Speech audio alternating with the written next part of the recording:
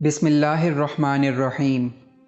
قرآن مجید کی سورہ توبہ میں اللہ تعالیٰ کا ارشاد ہے، اور جو لوگ سونا چاندی جمع کر کے رکھتے ہیں مگر اسے اللہ کی راہ میں خرچ نہیں کرتے تو آپ انہیں دردناک عذاب کی خوشخبری سنا دیجئے۔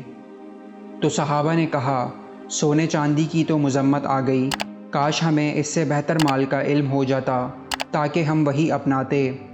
تب آپ صلی اللہ علیہ وآلہ وسلم نے فرمایا، بہترین مال یہ ہے، نمبر 1 اللہ کا ذکر کرنے والی زبان، نمبر 2 شکر گزار دل، نمبر 3 ایمان کی پختگی کے لیے مددگار مومنہ بیوی۔